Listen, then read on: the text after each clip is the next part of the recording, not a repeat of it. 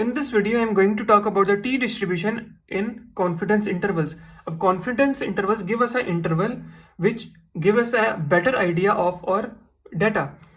तो हम दो तरह की डिस्ट्रीब्यूशन हमने पढ़ी है अभी तक. एक z distribution that we studied in the previous video. Now we are going to study the t distribution. तो हम क्या सिचुएशन होती है हमारे पास जो हम t डिस्ट्रीब्यूशन को यूज करते हैं. So the situation is that if population standard deviation or its variance is given is known, then we are going to use the z distribution, क्योंकि हमें z distribution में sigma of the population चाहिए था. लेकिन if it is unknown, अगर जो standard deviation है population का, if it is unknown in the question, then we cannot use the z distribution, क्योंकि इसके फॉर्मूला में मौजूद होता है. तो हम यहाँ पे यूज करते हैं t distribution. T distribution does not require the standard deviation of the population. ये सैंपल का यूज करता है. In T distribution we use sample standard deviation. दूसरी एक बात ऐड करता जाऊँ मैं कि जो T distribution है ना, ये लेस देन 30 वैल्यूज के लिए भी एप्लीकेबल होती है. मतलब छोटा सा सैंपल है हमारा, उसके ऊपर भी एप्लीकेबल है. तो इसका ये फायदा भी है. तो T distribution we use the sample standard deviation.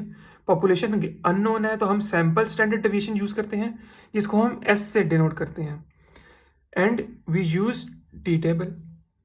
T का एक स्पेसिफिक टेबल है. हम जी डिस्ट्रीब्यूशन में तो हमने रिवर्स टेबल यूज किया था ना नॉर्मल डिस्ट्रीब्यूशन का, लेकिन इसमें हमें डायरेक्ट टेबल मिला हुआ है टी डिस्ट्रीब्यूशन का, तो हम वो यूज करते हैं. और इसमें एक हमारे पास कॉलम में एक फैक्टर होता है degree of freedom, D F से वो रिप्रेजेंट किया जाता है. और वो कैसे फाइंड करते हैं, वो n-1. n मतलब हमारे जो सैंपल में उसके सैंपल साइज है हमारा, उसकी वैल्यू जो है वो हमारे पास n होती है. Formula for the T distribution is sample mean plus minus, यहाँ पे आप टी यूज करेंगे, जी नहीं कर सकते, T 1 minus alpha by 2. Alpha is the error.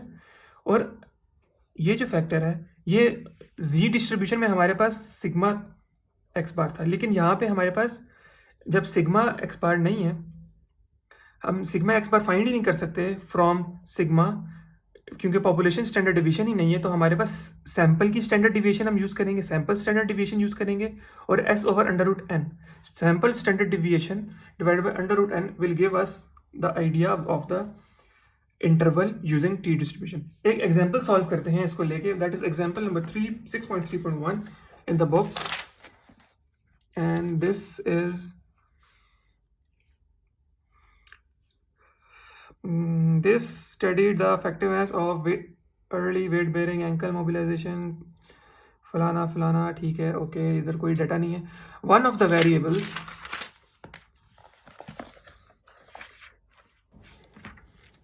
they measured following treatment was the isometric muscle strength in 19 subjects. 19 subjects हमारे पास data है. n हो गया 19. इसको मैं यहाँ पे लिख लूँ, n is equals to 19. The mean isometric strength for operated limb in Newton was 250.8. So sample mean जो है हमारे पास is equals to 250.8, क्योंकि वो 19 सब्जेक्ट्स की बात कर रहा है. मतलब उसने पॉपुलेशन की बात नहीं की. अब जो उसने 19 सब्जेक्ट का सैंपल लिया हुआ है उसकी उसने बात किया है कि उसकी जो है डेविएशन हमारे पास, नॉट डेविएशन, उसका जो मीन है हमारे पास वो 250.8 है विद स्टैंडर्ड डिवीजन ऑफ 130.9. अब यहाँ से अंदाजा लगा सकते हैं कि एक सैंपल की बात हो रही है इन 19 सब्जेक्ट्स. उन सैंपल की स्टैंडर्ड डिवीजन है 130.9. तो सैंपल की स्टैंडर्ड डिवीजन गिवन है हमारे पास 130.9. तो हमें इधर से आइडिया हो जाएगा कि हमने टी डिस्ट्रीब्यूशन यूज करनी है. So we assume that these 19 patient constitute a random sample from a population of similar subjects.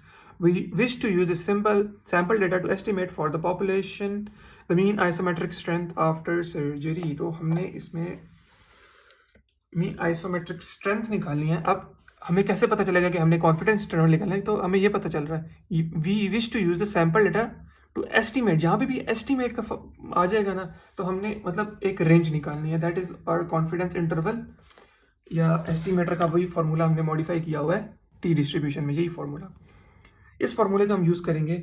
अच्छा, अब क्वेश्चन में हमें कहीं भी गिवन नहीं था कि हमने परसेंट, हमें कॉन्फिडेंस परसेंट दिया हुआ है. तो जब भी हमें गिवन नहीं होगा, we are going to use the 95% confidence use करेंगे हम when it is not given in the question. हमें पता तो चल रहा है क्योंकि हमें एस्टिमेटर से आइडिया होगा कि हमें एक इंटरवल चाहिए, लेकिन हमें गिवन नहीं है, तो हम 95% कॉन्फिडेंस यूज़ करेंगे। 95% का मतलब है कि 5% एरर, इसकी परसेंटेज ख़त्म करेंगे, गिव्स अस 0.05, तो अल्फा इज इक्वल टू 0.05। एक चीज़ आ गई। फॉर्मूले में हमें क्या चाहिए, फॉर्मूला देखते हैं। X bar plus minus 1 minus alpha by 2, and this is s over under root n. N is given, x bar is also given 250.8 plus minus t 1 minus alpha by 2, alpha is 0.05 divided by 2, s is 130.9 divided by under root 19. So 130 by 9 divided by under root 19, ये हमारे पास 30.03 आता है, 30.0305। एक चीज़ आ गई। इसकी value हमारे पास आती है t 1 माइनस 0.025, ये इसकी वैल्यू आ गई। इसको माइनस करेंगे 1 में से, 1 minus 0.025 will give us t of 0.975। ये t को हम अब टेबल में देखेंगे, ये सेम लिख दिया हमने 250.8, और ये मल्टीप्लाई करना है 30.0305 से। इस t को हमने देखना है टेबल में, ये वाला जो t है ना, search an table. So how are we going to find the table value. अब टेबल में हमें दो चीज़ें चाहिए, वो मैं बताता हूँ। ये हमारे पास टेबल है इसका, तो दो चीज़ें क्या चाहिए, एक तरह तो ये हमारे पास ये चाहिए, डिग्री ऑफ फ्रीडम चाहिए df, और दूसरा t की वैल्यू चाहिए।